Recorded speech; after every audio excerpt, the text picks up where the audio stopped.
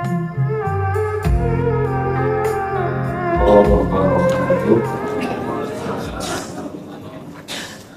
kita buka kembali mushaf Al-Quran. Masih di surat Al-Qasas, surat ke-28. Kita lanjutkan mulai ayat 29. Surat Al-Qasas mulai ayat 29.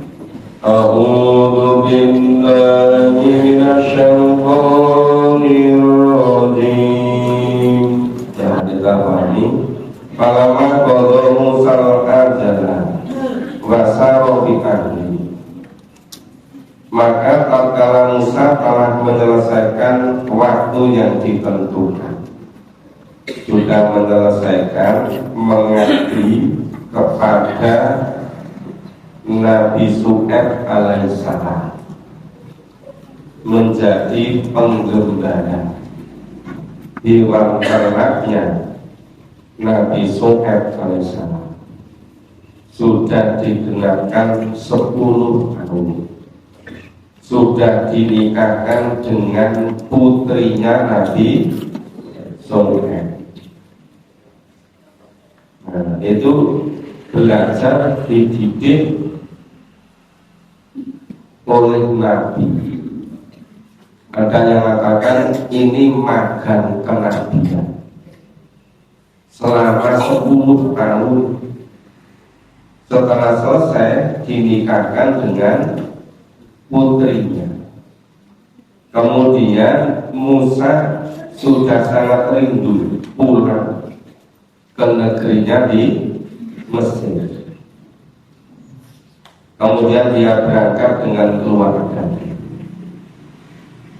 Ada beberapa yang menjelaskan itu Musa setelah mengabdi selama 10 tahun pada Nabi Syuaib alaihissalam, kemudian dinikahkan dengan putrinya. Itu pulang itu dibawani muda, bekalnya berupa kambing. Karena kambing Nabi Syuaib setelah diopeni oleh si Musa itu berkembang menjadi, itu sebagian oleh Nabi Syuaib dikasihkan kepada Musa sebagai modal. Biasa kan orang tua modali anaknya perempuan, tapi kan jadi menantunya, kan menjadi anaknya juga dikasih modalnya kambing. Karena Nabi Syuaib itu ya melihara ternak hewan ternak kemudian bertani. Nah, setelah dalam perjalanan kembali pulang ke Mesir, melewati tengah malam. Di tengah malam itu terasa dingin, gelap. Setiap menyalakan api itu tidak bisa, mati terus. Mungkin karena kena tiupan anginnya kencang, apinya jadi mati. Sebab itu yang biasa malam-malam itu di ladang, di sawah, itu kalau anginnya besar, menghidupkan api itu nggak mudah. Kena hembusan angin mati terus, ya kan? Ini Musa itu sampai terhilang-hilang. Ini kenapa? Kok nyalakan api nggak bisa hidup, mati terus? Karena saminjal itu melihat di sebelah jauh di sana, itu kelihatan ada api. Musa bilang pada keluarganya yang bersama-sama perjalanan mengusirnya, tunggu di sini ya, saya mau ke tempat api itu. Keluarganya suruh tunggu di tempat pemberhentian itu. Musa berjalan menuju ke tempat api di lereng gunung. qala li ahlim kuthu inni anastu naro.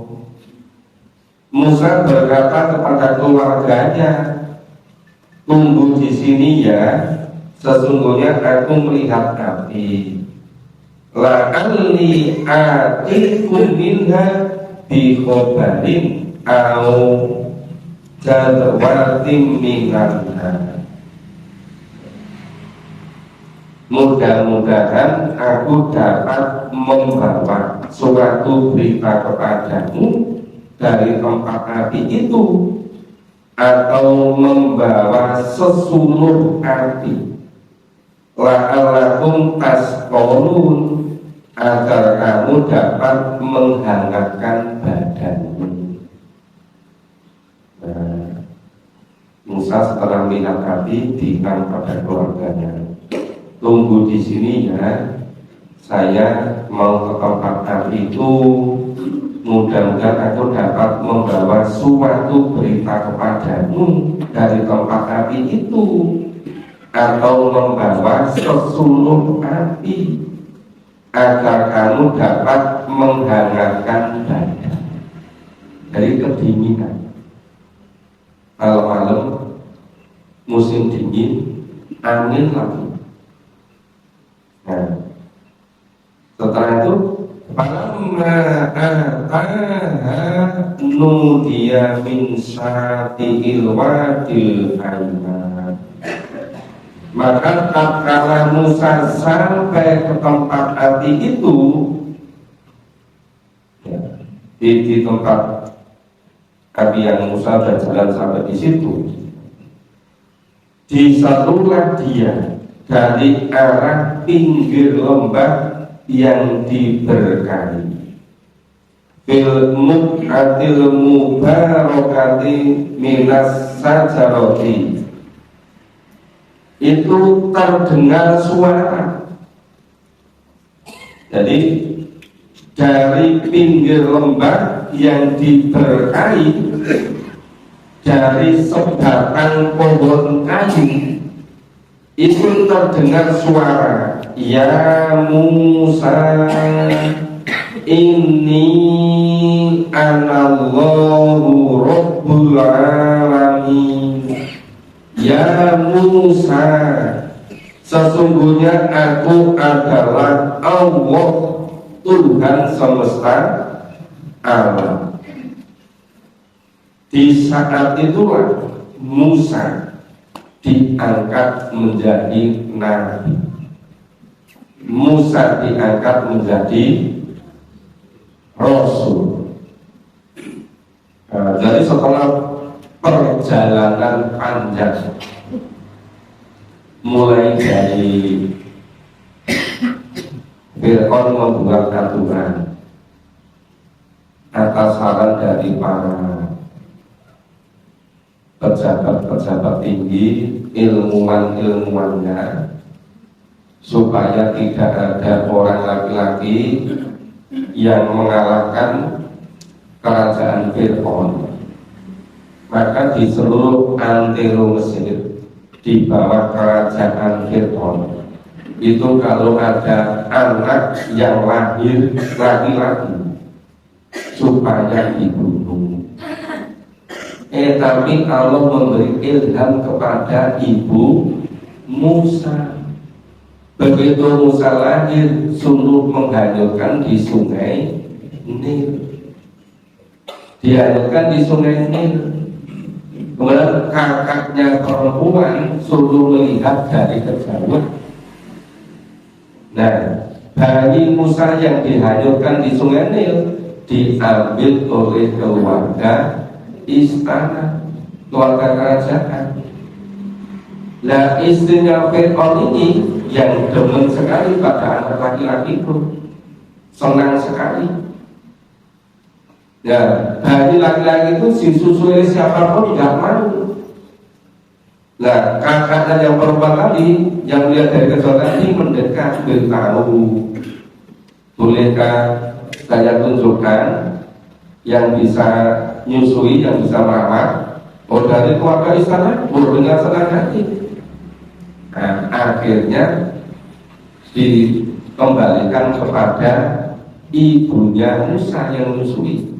Tapi keluarga kerajaan nggak tahu kalau itu ibunya Musa. Setelah disusui sampai cukup usia, terus dibesarkan di kerajaan. Jadi tumbuh besar di istana sampai kira-kira umur 19 tahun. Nah, sudah pemuda yang sudah matang. Nah, kemudian ada ketika dia keluar, ya jalan-jalan sampai ke kota Memphis, ada pemuda yang berkelahi, maunya Musa mau melereng. Dari suku Israel, dari Bani Israel, dan dari suku Inti, dari sukunya Raja Fir'aun. Kelahi.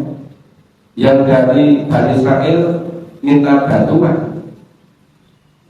Karena Musa maunya melereng, memukul pemuda yang dari suku Inti, dari sukunya raja.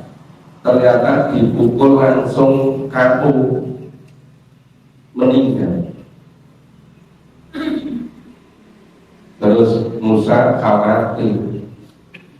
Terus ada orang beritahu, itu para pembesar-pembesar keraton, pembesar-pembesar istana sedang merencanakan, sedang berunding akan membunuh kamu. Nyarankan Musa suruh pergi dari Mesir. Nah, Musa cepat-cepat, ya, cepat-cepat daripada nanti ditangkap. Terus kemana? Menatap jalan ke arah negeri Madian. Sampai itu dia berdoa kepada Allah. Terus jalan, terus akhirnya sampai ke negeri Madian. Sampai di negeri Madian, kok melihat sekelompok orang-orang sama minumkan ternaknya. Tapi ada dua putri yang anggot ngawasi kambingnya, ditahan nggak meminumkan kambingnya. Ditanya oleh Musa, ngapain kamu kok di sini? Dua perempuan tadi menjawab, ini masih ngantri mau minumkan kambing. Tapi di sana itu yang minumkan laki-laki semua. Tampaknya putri Nabi Shu'aib itu betul-betul menjaga kehormatan, tidak mau bersama-sama dengan penggembala yang laki-laki. Dia itu selesai dulu menggembalakan, meminumkan kambingnya. Kalau sudah selesai, baru dia dapat giliran. Tampaknya di sepanjang zaman itu, walaupun banyak orang rusak, masih tetap ada orang-orang yang baik. Di era itu putrinya Nabi Shu'aib itu terhormat, maka dia tidak mau merangsek bersama-sama laki-laki untuk meminumkan kambingnya. Nggak mau. Dia sudah selesai semuanya, laki-laki minumkan kambing. Sudah selesai baru dia. Nah, Musa diberitahu begitu, langsung dia membantu meminumkan kambingnya. Tadi minumkan selesai. Nah, terus putrinya Nabi Shu'aib, dua putri tadi, cepat-cepat ngiring kambingnya pulang. Sampai di rumah, bapaknya kaget, loh, kok cepat sekali? Ini masih siang udah pulang. Biasanya sampai sore. Nah, dan model sini tapi dibantu oleh pemuda untuk meminumkan kambing. Di kelihatannya pemudanya itu cerdas, jujur, cekatan. Sebetulnya Nabi ini perlu mempekerjakan dia. Terus bapaknya bilang, yaudah kalau gitu kamu cari suruh kesini. Nah, kalau salah seorang bergaya cari Musa, ketemu Musa masih duduk-duduk di bawah pohon tadi. Musa yo bingung, yang nyari mau kemana itu kan? Udah khawatir nanti kalau dikejar dari orang-orangnya Fir'aun dari Mesir, kalau mau pergi kemana? Ya sudah lapar, mau makan apa, minum apa? Udah bertemu di bawah itu. Atau diberitahu oleh putrinya Nabi Shu'aib, kamu dicari bapakku, bapak ingin berterima kasih padamu. Di mana tempatnya? Itu di sana rumahnya, ikuti. Nah, setelah sampai rumahnya Nabi Shu'aib, Musa ditanya, iya ceritanya kok iso kok ini? Nek cara Purwokerto ini, ya cara ini kan gitu. Coba ceritanya iya kok iso kok ini? Terus Musa bercerita. Setelah bercerita, Nabi Musa bilang, kamu aman, kamu saya lindungi di sini. Mereka tidak akan berani. Tidak akan berani ganggu kamu di sini. Udah kamu tenang aja di sini. Nah, terus dan saya tawarkan, mau nggak kamu ikut saya di rumah sini, di masjid negeri Madian sini, ya, membantu keluarga saya dan keluarga memelihara kambing, menggembalakan kambing, ngopeni kambing. Waktune 8 tahun, neng nek mbok lebih 10 tahun luwih apik. Gue nek wis rampung, kowe tak nikahke ambi putriku. Piye pikiran kira-kira setuju ora? Nah, terus Musa ya nggak perlu berpikir panjang. Cepat-cepat tersetuju, disetuju. Terus Musa mengabdi 10 tahun. Nah, terus ini tadi, coba ini kisah perjalanan panjang dari lahir sampai usia awal 30-an tahun. 19 menjelang 20 ditambah 10 tahun kan, usia 30 tahun kan. Nah, itu diangkat menjadi Rasul ya, pada malam itu. Nah, setelah diangkat menjadi Rasul, sebelum berdakwah, sebelum mengajak Fir'aun dan penduduk kerajaan Fir'aun di Mesir, itu Allah memberikan mukjizat dulu. Maka ayat 31, 32 itu mukjizatnya. Wa alqi aso, dan lemparkanlah tongkatmu. Musa diperintah oleh Allah untuk melemparkan tongkatmu. Lalu Musa ini punya tongkat.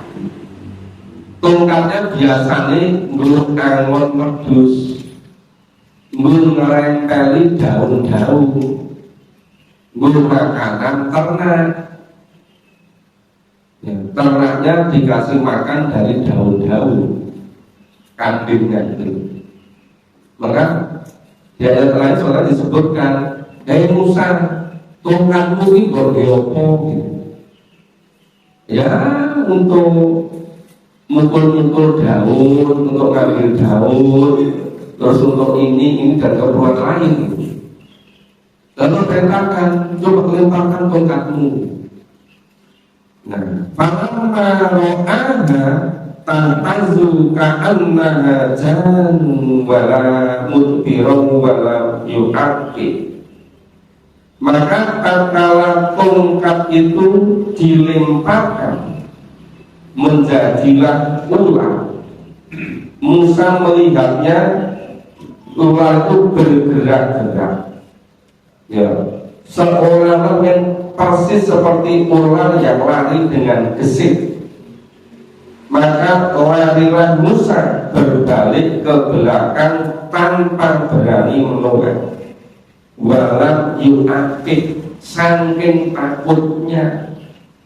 Lu biasanya tongkat ya biasa ngerekai daun apa dari jalan kalau itu.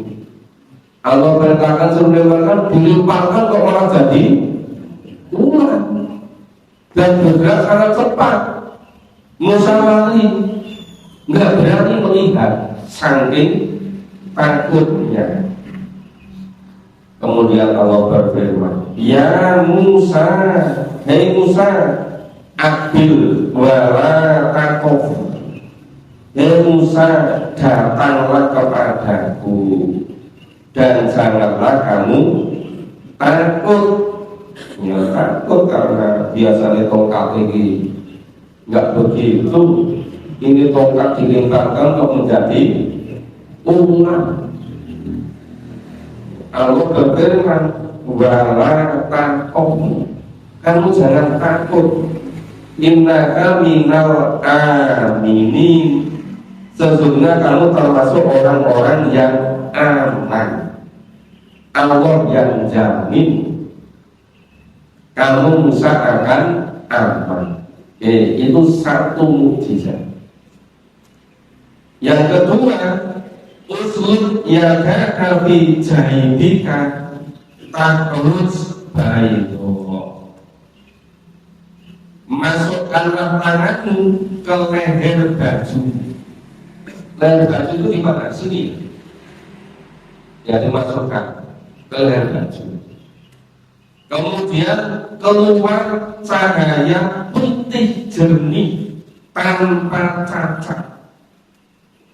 Nah, bukan karena penyakit, min doi su'i wa'mun ilaika janahaka minar roh.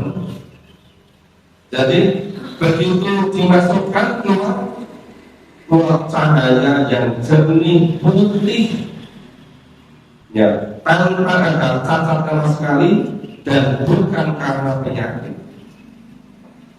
Kemudian dekapkanlah kedua tanganmu ke dadamu bila kamu ketakutan.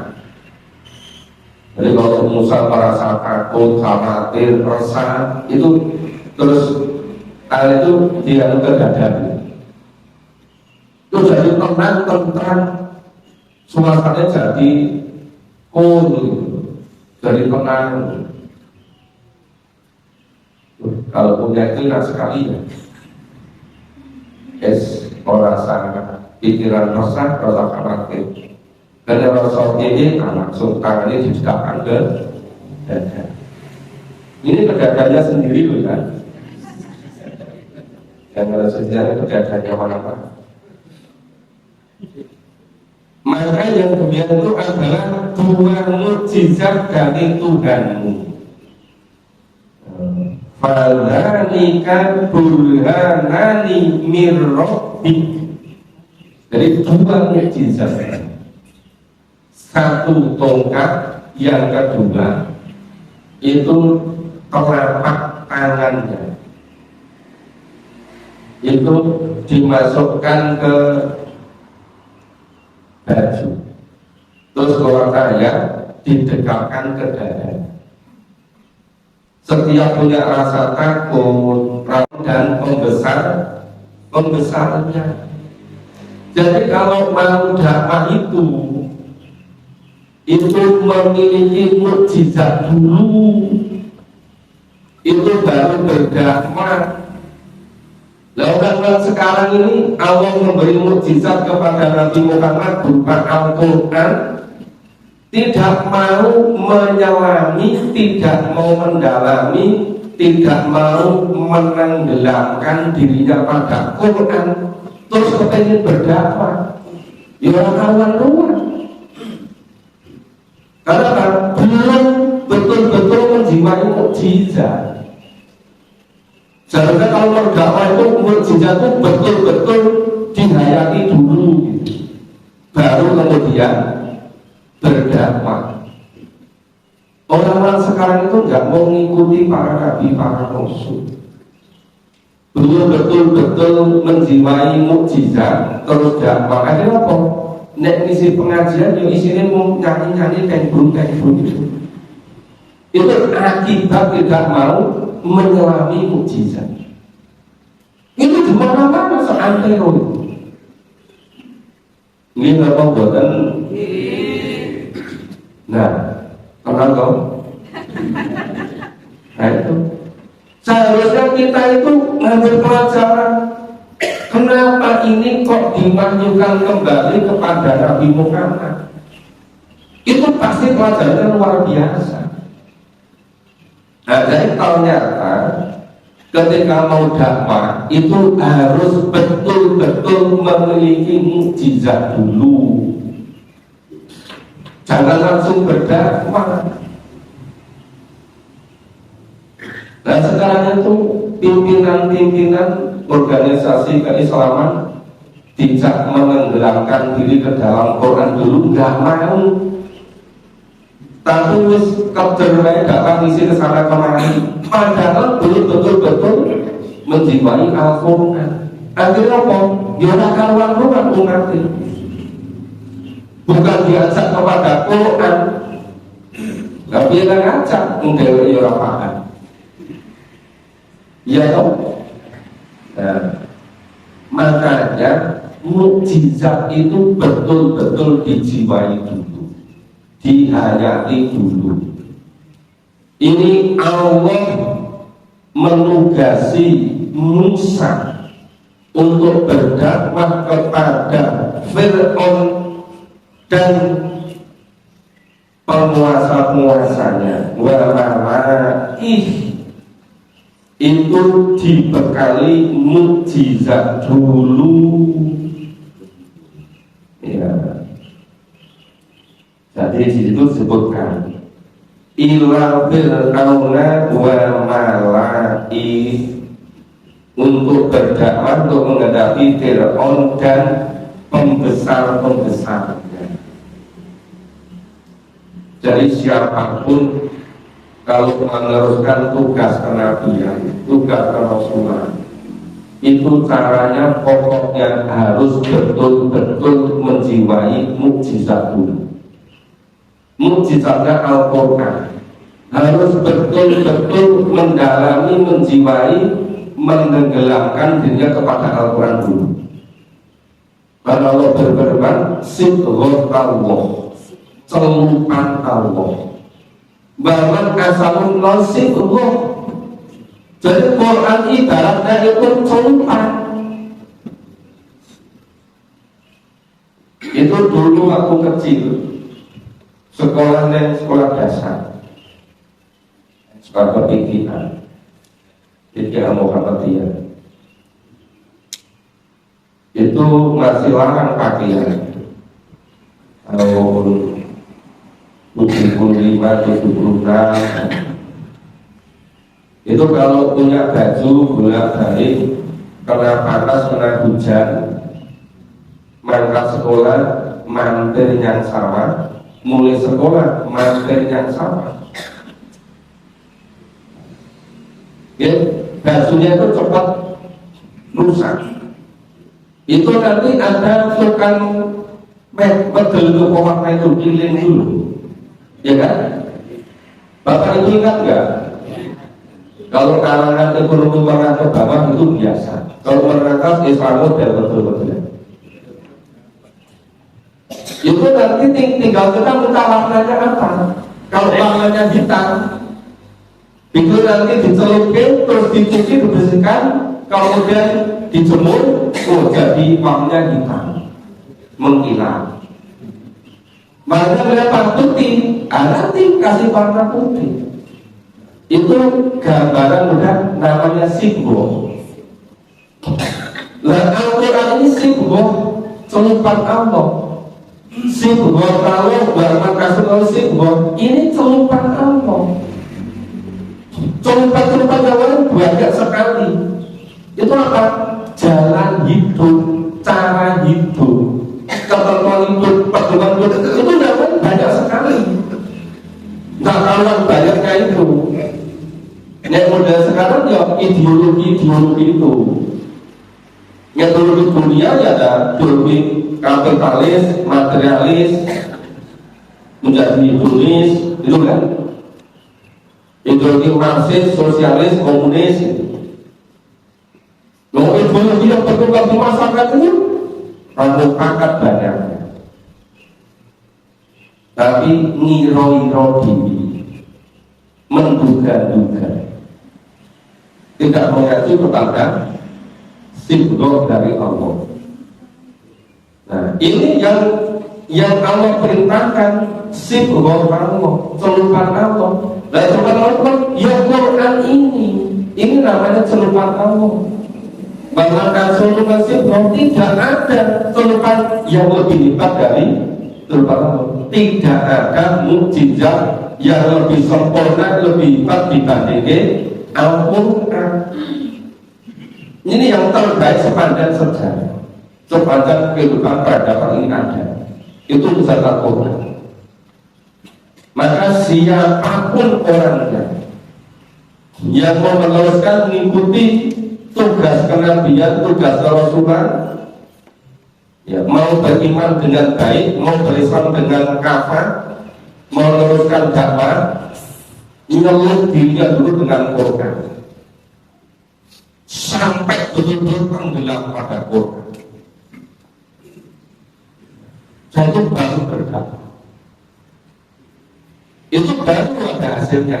Seperti yang dicontohkan bagaimana Allah didik Musa untuk jadi Rasul berdakwah setelah diberi mukjizat. Cuma mukjizatnya dulu Nabi Musa itu tongkat dan tangannya, telapak tangannya bersinar, yang ketika didekatkan pada dadanya menjadikan tenang, menjadi berani, rasa takutnya hilang. Nah, Quran jauh lebih dari itu. Quran jauh lebih lengkap, lebih sempurna. Bagi yang betul-betul meyakini, bagi yang betul meyakini Quran ini sebagai mukjizat. Dan kalau tidak meyakini, ya kalau dianggap tidak memiliki kekuatan apa. Jadi dari kisah perjalanan Musa dari lahir sampai diutus menjadi Rasul, itu paling tidak hikmah pelajaran dengan bisa ambil. Itu kalau kita mendakwah harus betul-betul menghayati mukjizat dulu, harus betul-betul menguasai, betul-betul menjiwai. Kalau bahasa Allah itu simbol Allah, man asamun lillahi simbol, celupan Allah. Tidak ada yang lebih baik daripada celupan Allah. Apa? Al-Quran. Ini jarang-jarang diungkap. Termasuk kemarin Selasa sore ya, di pengajian kami. Banyak hal yang sering kami ungkap dan mungkin sebagian masih baru. Ternyata bolak-balik dibadani karo kuwi. Setelah sekian kali baru mulai terpong-terpong, mulai nyambung. Oh, ternyata begitu. Makanya memahami Quran itu kalau nggak istiqomah, nggak bisa lengkap. Lupa. Karena setiap tempat itu bisa berbeda-beda penekanannya. Nah, bagi kawan-kawan yang beri kesempatan, sebetulnya ada baiknya kalau kita bangun kebersamaan supaya bisa bersama-sama, supaya bisa lengkap pemahamannya, Seperti yang ini kan kita bahas surat Al-Qasas dari ayat 29 sampai ayat 32. Ini kalau nggak mendengarkan langsung belum tentu bisa memahami. Walaupun mungkin lihat kembali di videonya, tapi belum tentu loh bisa seperti yang mendengarkan langsung. Karena suasananya berbeda. Jadi yang namanya pendidikan itu bukan sekedar suara, tapi situasi, kondisi, perasaan itu mempengaruhi. Makanya kenapa kalau misalnya di sini, kalau di sini, kalau yang hadir ada 120 misalnya, suara saya sama, saya membaca yang sama, bacanya sama, itu bisa jadi kesannya ada 120. Walaupun yang saya katakan sama. Itu sebabnya apa? Karena kita itu ditakdirkan sebagai makhluk yang paling terbaik. Masing-masing kita itu memiliki kejiwaan, memiliki spirit, memiliki rohaniat. Jadi misalnya fisiknya sama-sama di sini, tapi belum tentu ada yang bisa menjamin rohaninya, perhatiannya juga selamanya di sini. Misalnya saya mikir, ini nggak ngetapin putu ini supaya rata-rata tinggi, karena kok besok gitu loh, iya kan? Terus saya pakai sih kok orang rampung gitu. Kan nggak ngetar putu, ngetar sekolah, itu juga mempengaruhi. Dan kadang-kadang perhatian itu mau fokus lari ke sana kemari. Ini mau fokus sih kemari.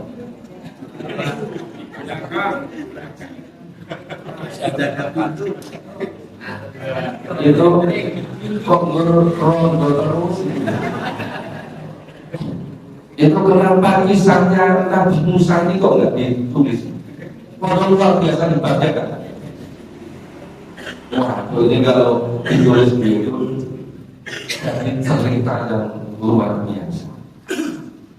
Dari intinya, dari inti itu Allah menugasi Musa untuk berdakwah kepada Fir'aun dan para pembesar-pembesar kerajaan Fir'aun. Itu dibekali dengan mukjizat lebih. Ini pelajaran yang betul-betul harus kita ambil. Siapapun kita yang betul-betul ingin meneruskan tugas dakwah, harus betul-betul menghayati dulu mukjizat, harus betul-betul mendalami, harus betul-betul menjiwai, harus betul-betul mau menenggelamkan dirinya kepada mukjizat Al-Quran. Jadi jangan memahami Al-Quran tapi terus punya apa? Pola pikir gini gitu. Akhirnya kok seakan Quran itu betul-betul biar pikirannya. Nanti yang dicari cuma ayat-ayat sesuai dengan yang diinginkan. Padahal Quran ini punya filosofi yang lengkap, punya sistem dia sangat lengkap. Seharusnya diri kita yang mengikuti sistem yang ada pada Quran. Bukan Quran yang dipaksa harus mengikuti kemauan kita. Dan itu jadi nggak karuan semua. Jadi beda-beda semua.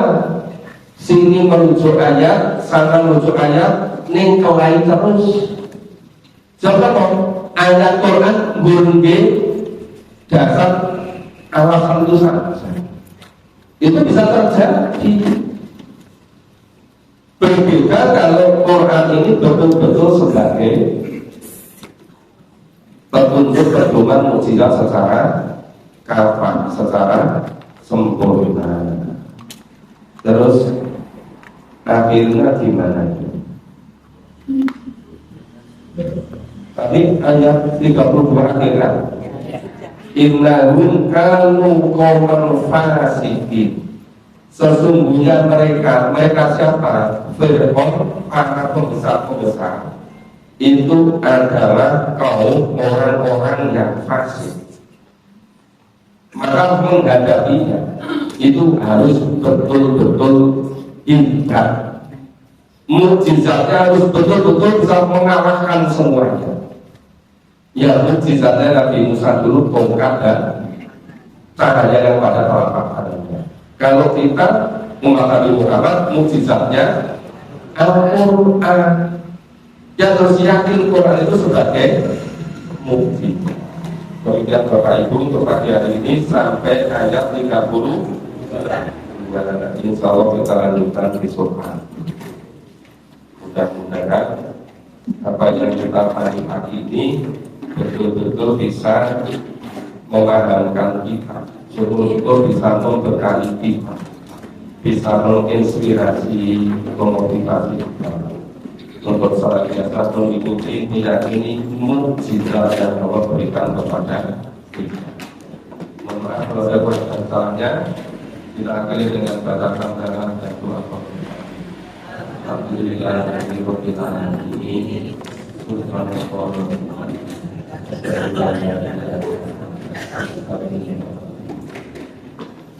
Assalamualaikum warahmatullahi wabarakatuh.